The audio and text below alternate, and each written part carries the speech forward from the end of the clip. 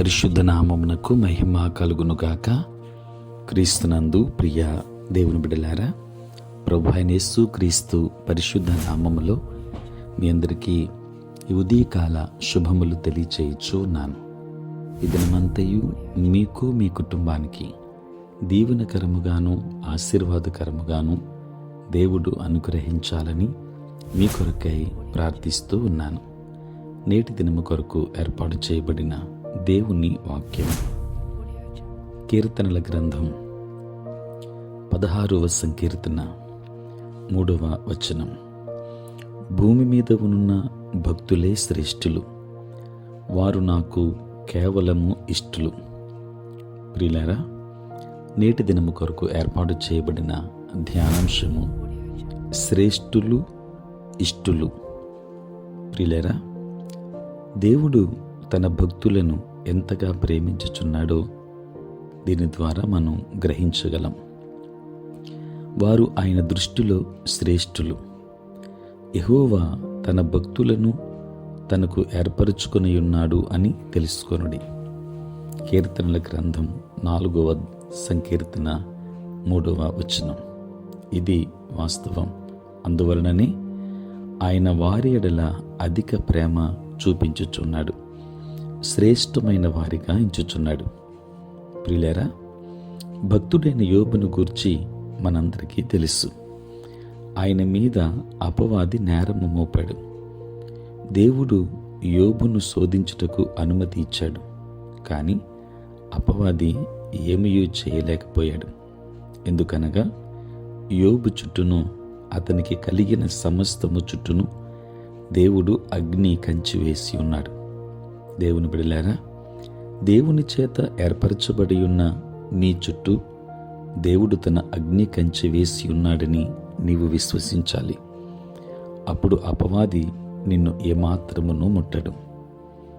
ప్రియులారా, విశ్వాసం లేకుండా దేవునికి ఇష్టుడయుండుట అసాధ్యము అని హెబ్రీ 11:6లో చూస్తాం.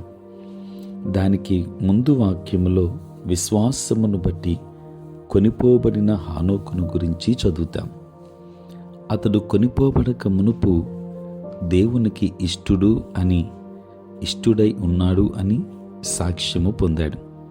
ప్రియులారా, భక్తులు దేవునికి శ్రేష్ఠులు, ఎంతో ఇష్టులు. నేడు మనము కూడా హానోకు వలె దేవునితో నడవాలి. ఆదికాండం 5వ అధ్యాయం 24వ వచనం. దేవునికి ఇష్టులని మనము సాక్ష్యము పొందాలి. ప్రియులారా, హేబేలును కూర్చున్న మాటను కూడా మనం గమనిస్తే, అతడు విశ్వాసమును బట్టి కయ్యను కంటే శ్రేష్టమైన బలి అర్పించెను. హెబ్రీ 11:4. భక్తులైన వారు దేవుని దృష్టిలో శ్రేష్ఠులై ఉన్నారు.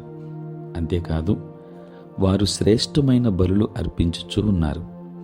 ప్రియులారా, అంత్యకాలమందు జీవించుచున్న మనము ప్రభువైన యేసుక్రీస్తు నామమును ఒప్పుకొనుచు జిహ్వా ఫలములను అర్పించవలసిన వారమై ఉన్నాము.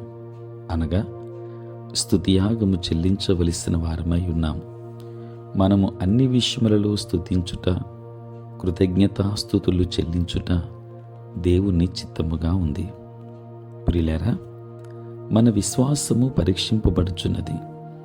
విశ్వాస పరీక్షకు మనము నిలిచినప్పుడు మనము దేవునికి ఇష్టులమని సాక్ష్యము పొందుచున్నాం.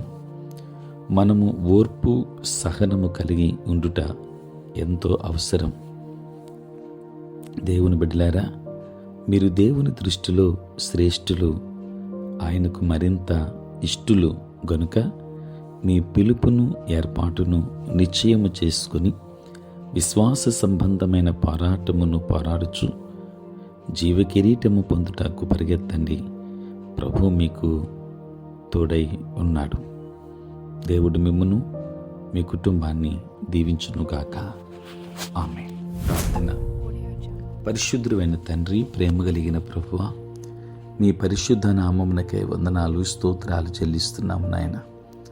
రాత్రంతయు కాపాడి సంరక్షించి సుఖనిద్రను మాకు దయచేసి మా జీవితంలో మరి యొక్క నూతన దినాన్ని మేము చూడగలిగే భాగ్యాన్ని మీరు మాకు ఇచ్చినందులకే స్తోత్రాలు. ఈ దినమంతా కూడా మీ సన్నిధి మాతో ఉంచండి. మీ ప్రసన్నత మాకు అనుగ్రహించండి. మా ప్రతి బలహీనత నుండి విడుదలనివ్వండి. నేటి మా పనులలో, ప్రయాణములలో, పరిచర్య అంతటిలో మీరే తోడయుండమని ప్రార్థిస్తున్నాను. దేవానికి స్తోత్రాలు. ఉద్యోగస్తులు, వ్యాపారస్తులు, కష్టపడి పని చేసుకుంటున్న బిడ్డలను, వ్యవసాయదారులను దీవించండి.